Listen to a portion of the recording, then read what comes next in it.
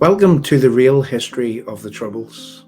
Part 1, Irish state-sponsored terrorism, is a targeted look into events slightly before and in the days and weeks that followed the 12th of August in 1969, a time frame which became known as the Battle of the Bogside. The Battle of the Bogside, according to commentators on all sides of the Northern Ireland question, was a spark which lit a flame that would become the Northern Ireland Troubles, lasting some 38 years, Operation Banner from 1969 to 2007. In this series of short documentaries, Part 1 exposes how elements from within the Irish state and cabinet they gave rise to what Irish G2 military intelligence would designate IRA, Extreme Republican Nuisance Squads, whose use alongside G2 military intelligence operatives was to covertly reignite the partition of Ireland question with the sole intention of creating a British withdrawal from Northern Ireland, resulting in a so-called United Ireland. The Irish State Finance Department directly financed the procurement of weapons.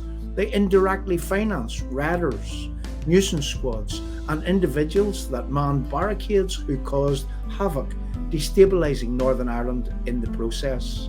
As part of this expose, we have in our possession the Irish State papers and documents which reveal the Irish State armed, they financed, they trained, and they strategised for the emerging provisional IRA, including paying for a professional PR propaganda campaign.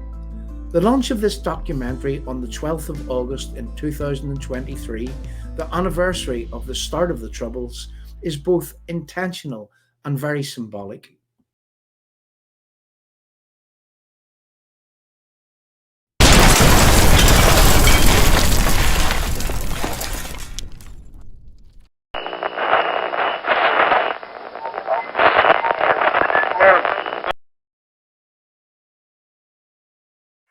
People who went from the Bogside down into Donegal to be trained in that way and then came back after about a week.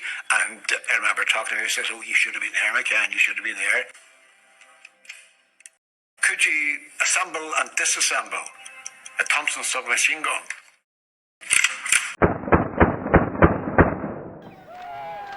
In Dublin this week, mass protests held by Republican extremists and left-wing groups have been calling for an end to partition and for one united Ireland to help their fellow Catholics in the north. For many Irishmen, the old heroes of the fight against British rule are very real, and Charles Stewart Parnell's words can still whip up patriotic fervour.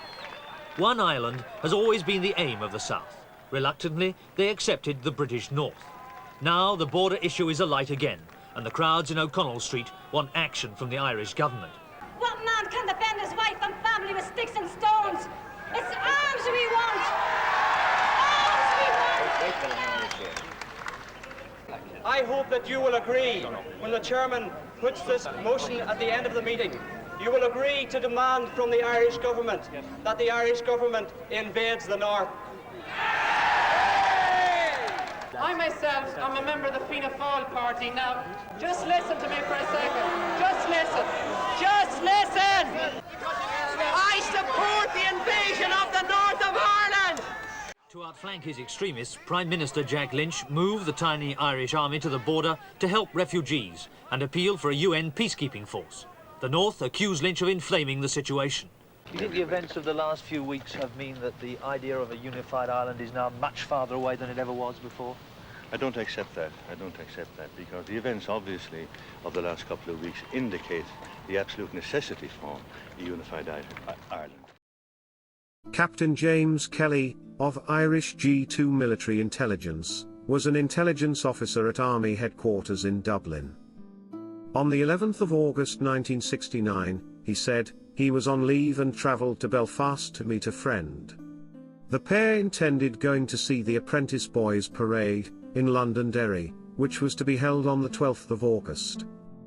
When Captain Kelly arrived in Belfast, the person he met phoned someone who lived in the Craigan, a large housing estate that straddles the Bogside, with the intention to arrange a visit to the Bogside and surrounding area.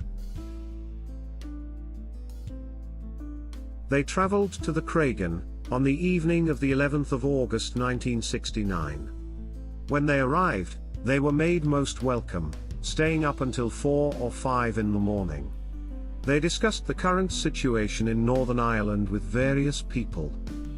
In an account of that evening, which continued until morning, Captain Kelly stated, "As an intelligence officer with many years' experience, I listened to articulate and well-informed commentary on a crisis which had been developing for quite some time. The chat was interesting and informative." Who was Captain Kelly meeting and staying with in the Craigan area of Londonderry from the 11th to the 14th of August in 1969? Was it legal for a member of G2 military intelligence to be in Northern Ireland, fact-finding, monitoring events, the Battle of the Bogside, which led to a bloody conflict in Northern Ireland, which raged for 25+ years? These are questions that everyone living in Northern Ireland need answers to, and as the evidence is made available, as this documentary unfolds, you will get to make up your own mind on the real reasons for Captain Kelly's presence on a day that gave birth to murder and mayhem on an industrial scale in Northern Ireland. Who is responsible for the troubles in Northern Ireland?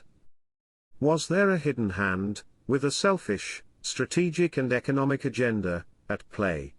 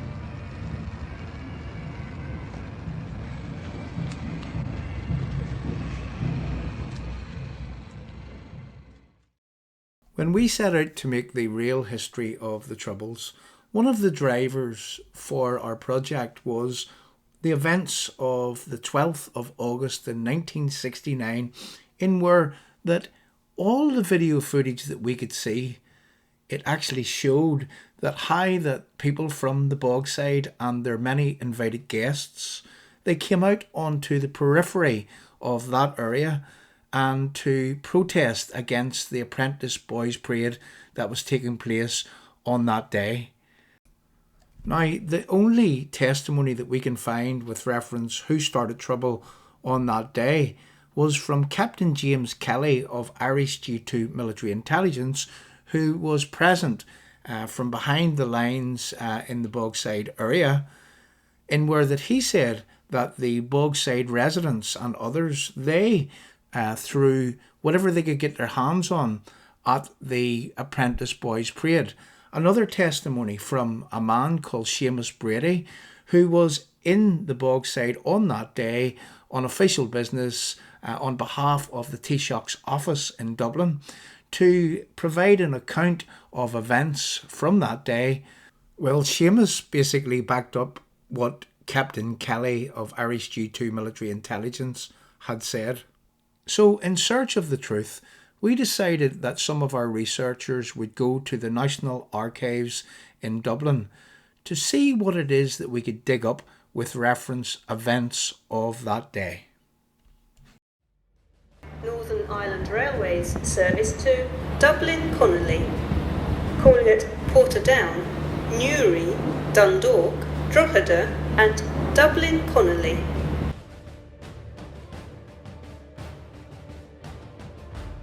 A cursory glance at the circumstances surrounding the claims. In 1969, people from the Bogside were enrolled in the official Irish Army. They were taken to Fort Dunry, an Irish Army base, and trained in the use of a Thompson submachine gun. Our research opened up many avenues that needed to be explored. Shortly after the Easter period of 2023, we arranged for some of our researchers to visit the Irish National Archives to see what they could uncover with reference events in 1969. What our researchers found was completely mind-blowing.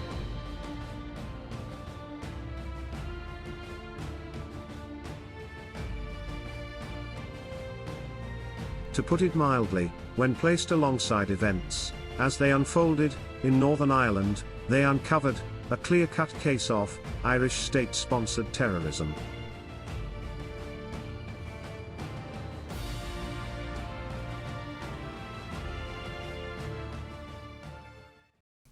Our researchers made several trips to the National Archives in Dublin, extracting many files on the time frame surrounding and events from August the 12th in 1969 going forward. As this short film unfolds, you will get to hear how key players in the Irish Republic, with the same aspirations as, say, the Provisional IRA, a United Ireland, largely having links back to the 1916, the times of Easter Rising, they teamed together and in an orchestrated attempt to destabilise Northern Ireland. Personalities like Charles Haughey, the Minister for Finance, a man that would later go on to become the Taoiseach of the Republic of Ireland. Neil Blaney, Minister for Agriculture, a Donegal Republican to the core. James Gibbons, Minister for Defence. Patrick Hillery, Minister for External Affairs. External Affairs later rebranded to become the Irish Department for Foreign Affairs. They strategised to direct Irish G2 military intelligence to work with key players in Northern Ireland in the so-called defence of the North. You will witness how James Kelly, authorised by Colonel Michael Heffron, Director of G2 Military Intelligence, in the full knowledge of James Gibbons, Minister for Defence, Charles Haughey, Minister for Finance, and Neil Blaney, Minister for Agriculture, was instructed to dedicate his military duties to defence of the North. And for this end, he closely aligned with John Kelly, founder member of the Provisional IRA, who, in his brother Philip Kelly's own words, was the key mover and shaker in overall control of the so-called defence committees in Northern Ireland, coordinating the focus of such defence committees, and later John Kelly turned the defence committees into Provisional IRA murder squads. In another operation directly linked to the key players from the Irish Republic, state papers which we have in our possession from 1969 going forward, and other witness accounts would indicate a journalist who was directly corresponding to Jack Lynch's office of Taoiseach, a man called Sheamus Brady, was heavily funded as a propaganda operation designed to discredit anyone and any entity that would find themselves on the opposite side of the argument and in conflict with the narrative being put out to the wider world. That the Bogside residents, their many invited attendees who were present on the day of the Battle of the Bogside, were in fact victims of a brutal attempt to overthrow the Bogside and everyone in it. Was the Battle of the Bogside a premeditated and orchestrated push to destabilise Northern Ireland by the Irish Republic? Part 1 of the real history of the Troubles, Irish state-sponsored terrorism, will unfold many answers to this very question.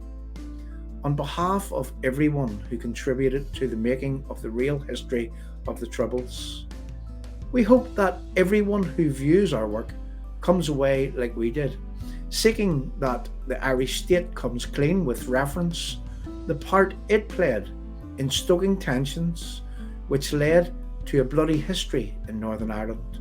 That bloody history become known as the Northern Ireland Troubles.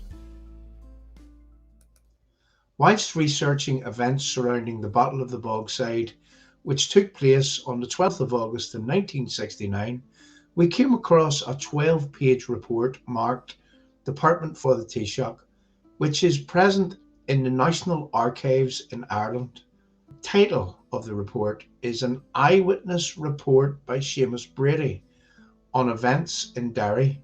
The creation date for this report was the 19th of August in 1969. Sheamus wrote in this report, "There are people who for 3 days in the past week, on Tuesday, Wednesday and Thursday, the 12th, the 13th and the 14th of August in 1969, defended this area against attacks by armed Royal Ulster Constabulary using armoured cars and tear gas. It was a rebellion in which no political grouping has been involved. The Derry Citizens Defence Association consists of around 12 persons, most of them middle-aged men who are in business in the city and a number of unemployed men. They have deliberately avoided involvement with political groups within the city. Despite the claims made by the six-county government, the IRA has no hand or part in the rebellion that has taken place in Derry City." At this point, I would like to ask people to remember the words of Sheamus Brady. They will become very relevant as this documentary unfolds. So the question is, who is Sheamus Brady? Testament from Captain James Kelly of Irish G2 Military Intelligence would go on to unfold who Sheamus Brady is and what his role was in Northern Ireland in the time frame surrounding August 1969.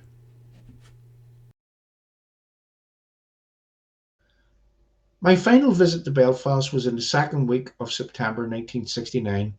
On this occasion, I was accompanied by Sheamus Brady, a director of a Dublin-based public relations firm who at that time was working with the propaganda unit formed by the Dublin government to bring to the international notice the events in Northern Ireland and the background to them. I first met Sheamus some days previously at a luncheon in McKee Barracks, Dublin, arranged by Colonel Heffron. Sheamus was a Derry man with over 30 years journalistic experience. Mr. Brady was well acquainted with the northern scene, and on Colonel Heffron's suggestion, he had agreed to introduce me to various people in the north.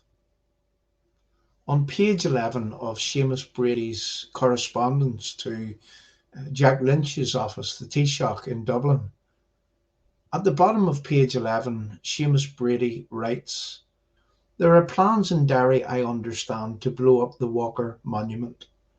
Gelignite is ready, but the only deterrent is the fact that there is still one Catholic family remaining in the little row of houses below the monument and outside the walls known as Nailor's Row. I was told that when that family is evacuated, they will blow up the monument." Now, I want to draw your attention to what is written here, to the very words that Sheamus Brady would have corresponded to the Taoiseach's office. I mean, he reported of a bomb plot to blow up the Walker Monument. The Walker Monument is on the walls, the city walls of Londonderry. And here we have a journalist. And if we listen to James Kelly's words, Captain James Kelly of Irish G2 Military Intelligence, well, he said that Sheamus Brady was working in the propaganda unit set up by the Irish government. to put a positive spin on the events of 1969. Now here we have this very man telling the Taoiseach's office of a bomb plot to blow up the Walker Memorial. Now forgive me for thinking, was it the responsibility of the Irish government to notify the Stormont government of this bomb plot? Did the Irish government have an onus or responsibility to report that there was going to be a bomb explosion blowing up a monument which is to the history of the apprentice boys of Derry? Does this in fact make the Irish government an accessory? Were they withholding information? So to recap, Captain James Kelly of Irish G2 Military Intelligence stated that on his final visit to Belfast, it was on the second week of September in 1969, on this occasion he was accompanied by Sheamus Brady, director of a Dublin public relations firm, who at that time was working for the propaganda unit formed by the Dublin government. Captain Kelly goes on to say, on the first 2 days of our visit, Sheamus made the promised introductions, after which I was left to my own devices while he concentrated on his propaganda unit duties. A meeting was arranged in Jerry Fitt's house on Saturday, September the 13th. An initial get-together was arranged between Jerry Fitt, Billy Kelly, his brother John Kelly and others. This took place in Jerry Fitt's sitting room, which was overlooking the Antrim Road in Belfast.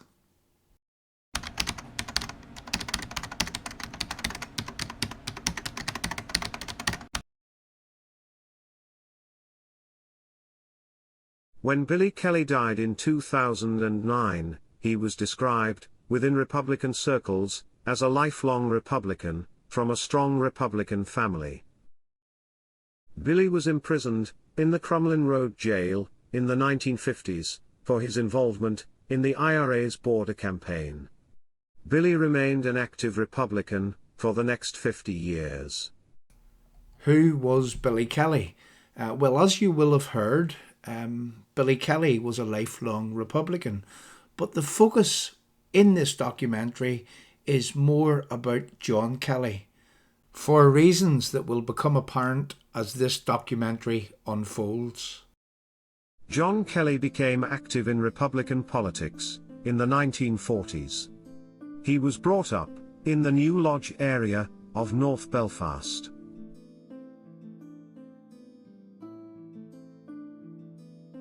During Operation Harvest, the IRA's 1950s border campaign, Kelly was imprisoned for Republican activities. When he was released from prison, on the ending of the campaign in 1962, he remained active in the Republican movement.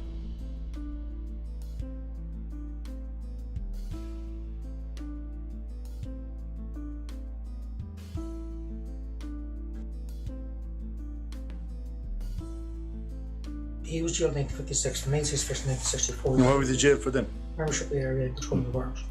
And then suddenly 1969 erupted, and John, old ARA as we would have been classed then, were called upon to move in, and John moved into the thing, and he became the chairperson of the Citizens Action Group, Citizens Defence Committee for the whole of Belfast and the North in general.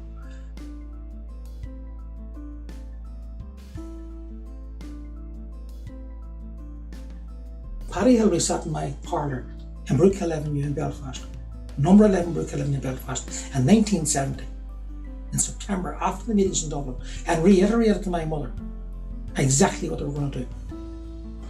And that was all done on the word of Frank Aiken. Because Frank Aiken, when they wanted somebody to contract in the North, Frank Aiken told me to go and get my mother. And that's how we got involved.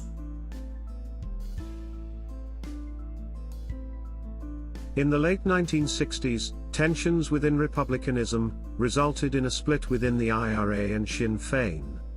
John Kelly was one of those to walk out of the 1970 Sinn Féin annual conference in Dublin's Mansion House. He went on to participate in the reorganisation of extreme IRA republicanism. The formation of the IRA, Provisional IRA, in Dublin, and with Sean McStephen came in as Chief of Staff and others. Do you know who set it up initially? My brother John and Sean McStephen set it up initially. There were two of them, yeah? Yeah.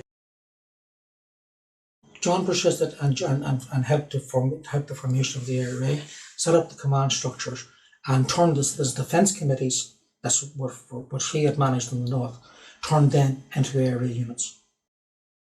John's extended family, with few exceptions, were largely involved in the IRA. His father was a member of the IRA from 1918, according to John's brother Philip.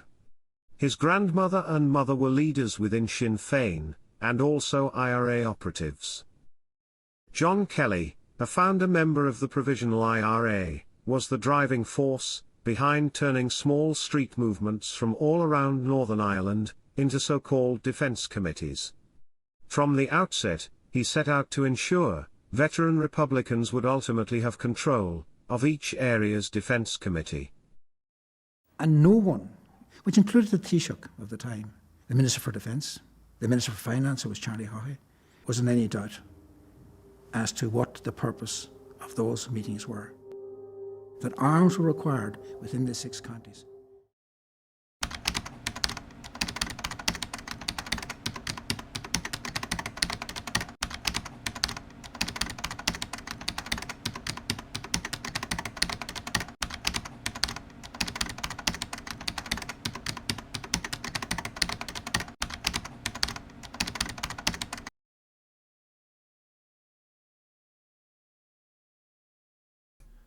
In a communication by Peter Taylor, a well-known journalist and commentator on the Northern Ireland Troubles, Peter stated that John Kelly had told him how that he brought money from Dublin to distribute to people who were on the barricades. Peter inquired of Mr. Kelly, how often did this happen? Mr. Kelly replied, every week. Peter goes on to say that he asked another question of John Kelly. So what you're saying is that you brought money from Dublin and effectively it was given into the hands of the IRA? To which Mr. Kelly replied, you could say that. Later on in this documentary, you will learn how that Irish state papers reveal that the Department for Finance in Dublin, they passed money to the Irish Red Cross Society. The Irish Red Cross Society transferred the money to an account in another bank under the title of the Belfast account. You will also learn that Captain James Kelly had complete control of this money for so-called defence purposes in Northern Ireland. Anyone could be forgiven for thinking, what happened to the money that Captain James Kelly from Irish G2 Military Intelligence was in control of? What happened to that money? Whose hands did it end up in? In August 1969, not long after the 12th of August, a gathering of key figures from the Irish government and the military in McKee Barracks near Phoenix Park in Dublin, requested the presence of Colonel Michael Heffron, Director of G2 Military Intelligence. In a statement later given by Colonel Heffron, he said, the gathering was attended by Charles Haughey, the Minister for Finance, the Chief of Staff from the military, General McKean, the Adjutant General, Colonel Emphy, the Quartermaster General, Colonel Donagh, and the Minister for Defence, James Gibbons. Heffron said, when he was in attendance, he had some conversation with all who was present. At the meeting, Mr. Haughey, Minister for Finance, stressed how important the aspect of intelligence work in Northern Ireland would be. Hockey gave assurances that his department would make funds available if required. Colonel Heffron goes on to state the normal channel for the procurement of Secret Service money was from the Minister of Defence. After the meeting, Colonel Heffron set about fact-finding with reference to the possibility of having a radio transmitter to broadcast information from Northern Ireland. He also earmarked a so-called Civil Rights Office in Monaghan, which would be useful to be aligned with in order to make intelligence work in Northern Ireland fruitful.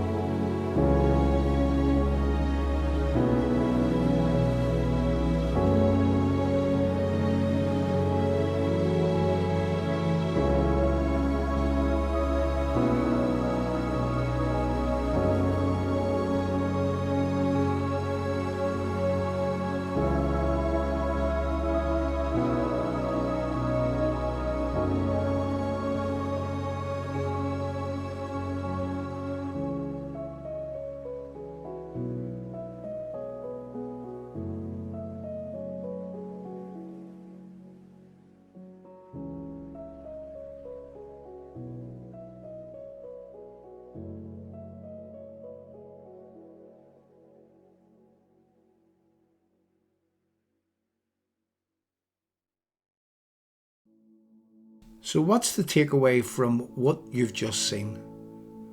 At a gathering in McKee Barracks in Dublin, where Irish government ministers were present, the Minister for Finance, Charles Hockey, the Minister for Defence, James Gibbons, and remember this name, James Gibbons, because it is very important that people understand the Irish government's Minister for Defence was present at a gathering in where a plan was devised to permit Secret Service work across the border in Northern Ireland, a country which is part of the United Kingdom and very separate from the Irish Republic. We further learnt that money would be made available for intelligence work. It was conveyed to Colonel Heffron by Charles Hockey in the presence of James Gibbons, Minister for Defence, and a gathering of the top military personnel in the Irish state. The importance of having intelligence work carried out across the border in Northern Ireland. For this end, Irish Secret Services would use a so-called Civil Rights Office in Monaghan. We have also learnt from earlier in this documentary of the funding by the Irish state for a propaganda unit whose mission it was to ensure a narrative was spread across the world that every nationalist and republican in Northern Ireland were being subjected to inhumane brutality by the Northern Ireland state.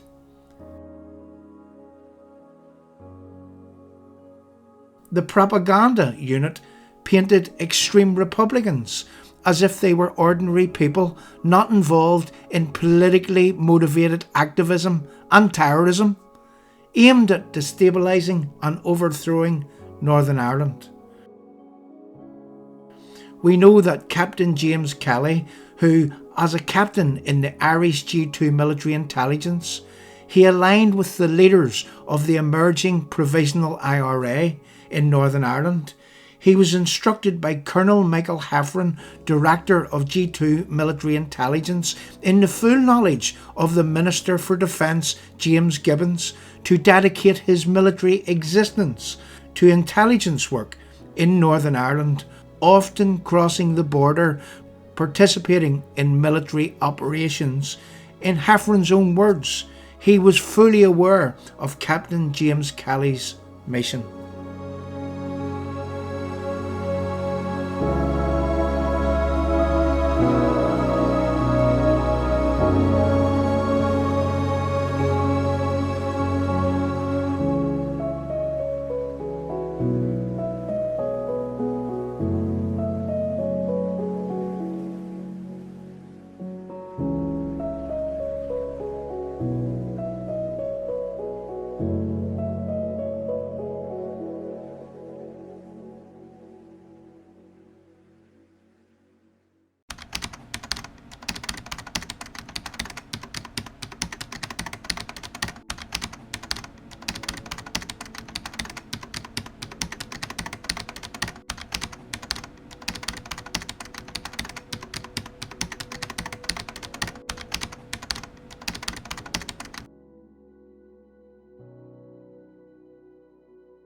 As the Principal Private Secretary and Chief Information Officer to the Finance Minister, Charles Haughey, Anthony James Fagan would be privy to all information and all dealings that come through the Finance Office of the Irish State. As part of an inquiry into circumstances surrounding the events in Northern Ireland from the 12th of August in 1969 going forward, Anthony James Fagan was interviewed with reference his knowledge on what part, if any, the Finance Ministry had played in what become known as the gun plot, an event after the 12th of August in 1969 in where that Irish government ministers, G2 Military Intelligence, working alongside John Kelly of the emerging Provisional IRA, they worked to finance, arm and train so-called defence committees in Northern Ireland in what they termed was for defence purposes. When examining the various Irish state papers that we have in our possession with reference to the making of this documentary, we noticed some files by Anthony James Fagan, which, to say the least, were very telling indeed. In a snippet from one of Anthony James Fagan's statements, he said, "I knew from Colonel Heffron that Captain Kelly was from Army Intelligence. From time to time the Minister would instruct me to pay a sum from the department's funds. The procedure followed. The sum would be paid from the departmental fund to the number 2 account of the Irish Red Cross Society, Bank of Ireland, and the Red Cross in turn would arrange to transfer this to the account in the name of the Belfast Fund." Fagan goes on to say, and I paraphrase, that this was a regular occurrence, that the money being placed in the Red Cross bank account was being transferred to an account which was under the control of Captain James Kelly of G2 Military Intelligence, for use by Irish Secret Services in their so-called defence of the North.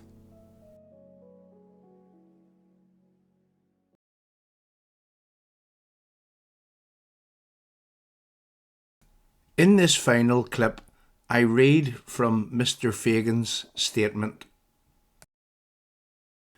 Captain James Kelly of G2 Military Intelligence was accompanied by another man who was also named Kelly. The purpose of their visit was to see the Minister.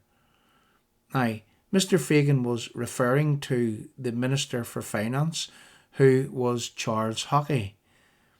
Fagan goes on to say, I said to James Captain Kelly, was the other Kelly his brother? And Captain Kelly replied, no, he is no relation. The reason why we wanted to show this snippet from Mr. Fagan's statement was this.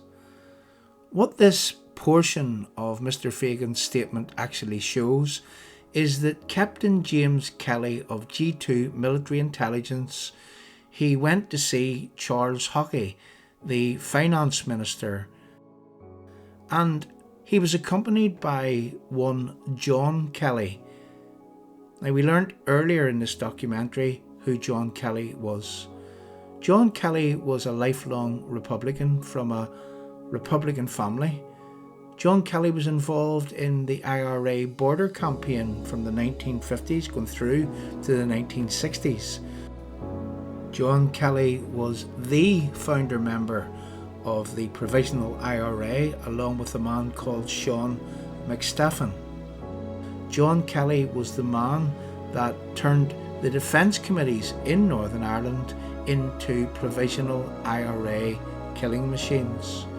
And here we have an official in the Irish Army, a captain in G2 Military Intelligence, accompanied by the Provisional IRA to talk to the Minister for Finance. That same minister, earlier in the documentary, we see from intelligence reports that this minister was making money available for the so-called defence of the North.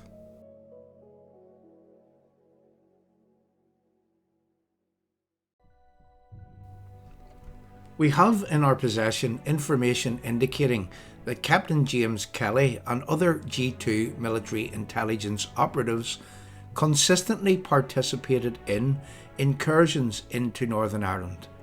When faced with this knowledge, the question that begs an answer is this. Was it legal for secret services of the Irish Republic to be covertly working in Northern Ireland with individuals associated with the Provisional IRA? And let's not forget whose stated aim was to destroy Northern Ireland as a functioning state. There are many questions that need to be asked of the Irish state with reference circumstances surrounding the events of August 1969 going forward.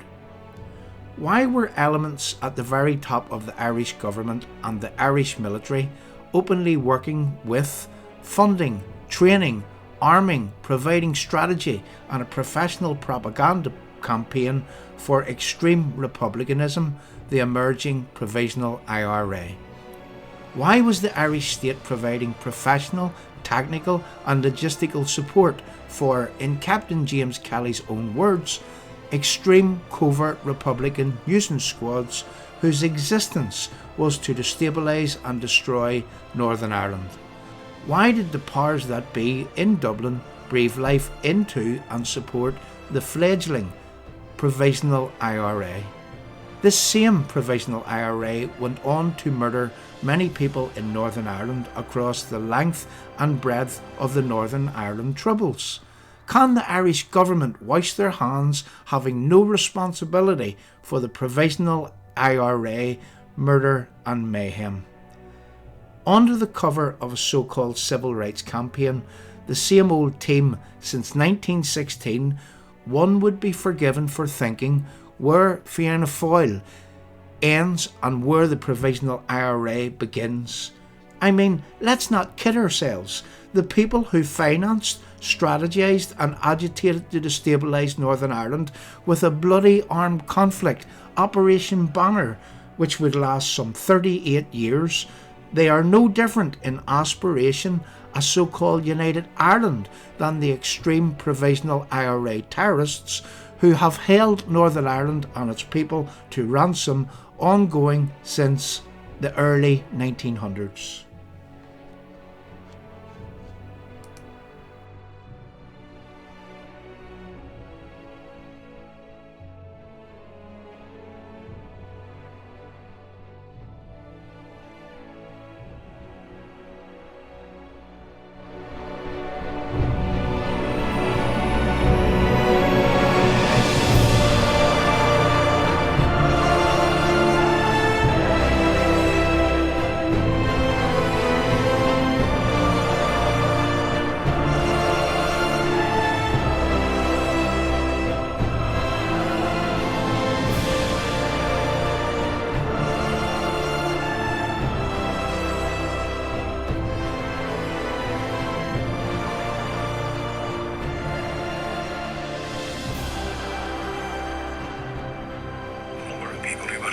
Bogside down into Donegal to be trained in that way, and then came back after about a week.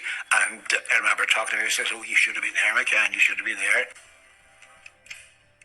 Could you assemble and disassemble a Thompson submachine gun